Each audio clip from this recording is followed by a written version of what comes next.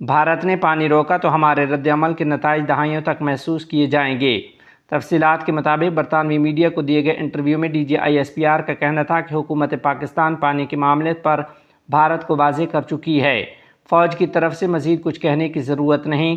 24 کروڑ سے زائد لوگوں کا پانی روکنے کا کوئی پاگل آدمی ہی سوچ سکتا ہے۔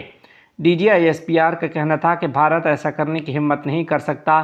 امید کرتے ہیں کہ ایسا وقت نہیں آئے گا، لیکن اگر آیا تو دنیا ہمارے اقدامات دیکھے گی۔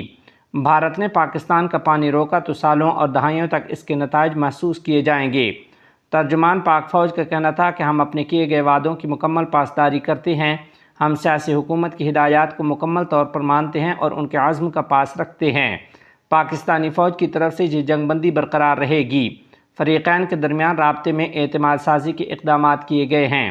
اگر خلاف ورزی ہوتی ہے تو ہمارا جواب ہمیشہ کے لیے ہوگا اور موقع پر ہوگا، اور جواب صرف انہی چوکیوں اور مقامات پر ہوگا جہاں سے جنگ بندی کی خلاف ورزی کی جائے گی۔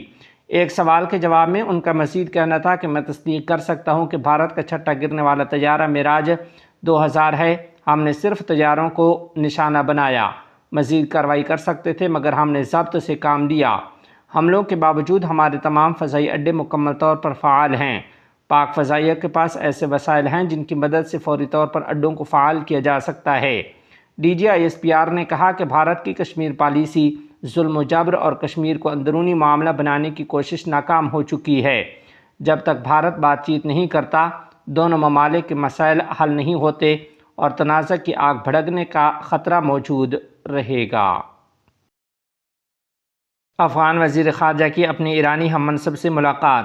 تفصیلات کے مطابق افغانستان کے وزیر خارجہ مولوی امیر خان متقی نے تہران میں ایران کے وزیر خارجہ ڈاکٹر سید عباس اراغچی سے ملاقات کی ہے۔ ملاقات میں دو طرفہ تعلقات، سلامتی کے امور، پانی اور مہاجرین پر تبادلہ خیال کیا گیا۔ افغان وزیر خارجہ نے دونوں ممالک کے درمیان تعلقات کو اہم قرار دیا اور کئی شعبوں میں تعاون کی توسیع کو دیکھتے ہوئے سفارتی تعلقات کی سطح بلند کرنے کی ضرورت پر زور دیا ہے۔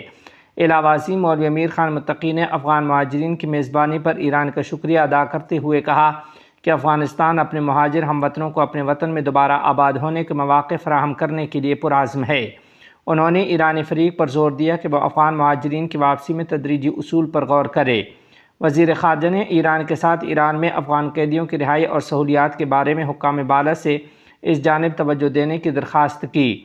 افغان وزیر خارجہ نے کہا کہ دونوں ممالک کے درمیان تجارت اور ٹرانزٹ کے شعبوں میں تعاون بڑھ رہا ہے۔ ایرانی وزیر خارجہ نے اس بات پر بھی زور دیا کہ دونوں ممالک اپنے دو طرفہ تعلقات کے ایک نئے دور میں آہستہ آہستہ پیش رفت کر رہے ہیں۔ انہوں نے مزید کہا کہ ہمارے تعلقات توسیع کی طرف بڑھ رہے ہیں۔ ڈاکٹر سید عباس نے کہا کہ افغان مہاجرین کی واپسی بتدریج اور باوقار طریقے سے ہونی چاہیے اور ایران میں افغان مہاجرین کے لیے مزید سہولیات کی فراہمی کی یقین دہانی کرائی گئی۔ ناظرین و سامعین، آپ کو بتاتے چلیں کہ اسی طرح افغانستان کے وزیر خارجہ مولوی امیر خان متقی نے ایران کے صدر ڈاکٹر مسعود سے بھی ملاقات کی ہے۔ اس ملاقات میں دونوں ممالک کے درمیان دو طرفہ تعلقات اور ایران میں مقیم افغان مہاجرین سے متعلق امور پر تفصیلی گفتگو ہوئی۔ ایرانی صدر نے افغانستان اور ایران کو اچھے ہمسائے قرار دیتے ہوئے کہا کہ ان کا ملک تمام شعبوں میں افغانستان کے ساتھ تعلقات بڑھانے کے لیے تیار ہے۔ انہوں نے دونوں ممالک کے درمیان قربت پر زور دیتے ہوئے افغان مہاجرین کے لیے سہولتوں کی فراہمی میں تعاون کی یقین دہانی کرائی۔